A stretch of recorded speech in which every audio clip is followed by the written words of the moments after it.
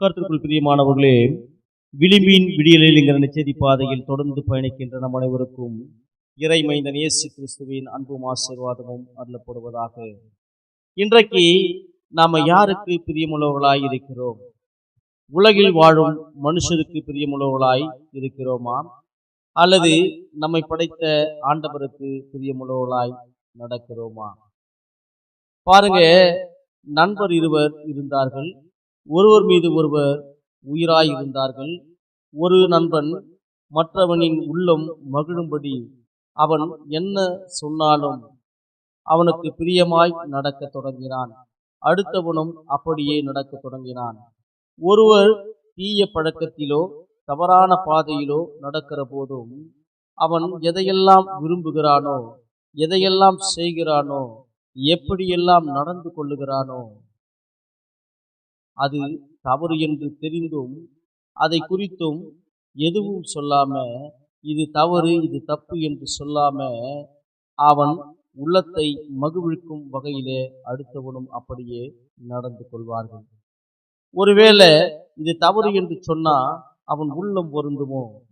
நாம செய்ததை என் நண்பன் தவறு என்று சொல்லிவிட்டானே என வருத்தப்படுவானோ என நினைத்து ஒருவர் மீது ஒருவர் வைத்த அளவற்ற பிரியத்தை நிரூபிக்க, ஒருவரின் உள்ளத்தை ஒருவர் மகிழ்விக்க அப்படியே பேசுவார்கள், அப்படியே செய்வார்கள், அப்படியே நடந்து கொள்வார்கள். இந்த உலக பிரகாரமான நண்பர்கள் அல்லவா, நன்மையான காரியங்கள் இவர்களிடத்தில் காணப்படவில்லை. இவர்களுக்கு பிரியமாய் தோன்றுவது அநேகருக்கு வெறுப்பை கொடுத்தது, கஷ்டத்தை கொடுத்தது. அநேகர் சத்துருக்களாய் இவர்களுக்கு எதிராக வர தொடங்கினார்கள். இவர்களுடைய தீய பழக்கத்தின் மீது கொண்ட பிரியம் இவர்களை வியாதியை கொண்டு அழிக்க தொடங்கியது. இந்த உலகத்தின் மீது கொண்ட பிரியம் அநேகரை இவர்களுக்கு பகைனராக உண்டாக்கியது. ஏன்? இவர்கள் இருவருக்குள்ளே வேற்றுமைகள் வர தொடங்கியது. ஒருவர் மீது ஒருவர் வைத்த பிரியம் பகையாய் மாறியது. இருவரின் வாழ்வும் அழிய தொடங்கியது, அழிந்தே போனது. இந்த உலகத்தின் மீதும் இந்த உலக மக்களின் மீதும், ஏன் மனுஷரின் மீதும் வைத்த பிரியம் அவ்வளவுதாங்க.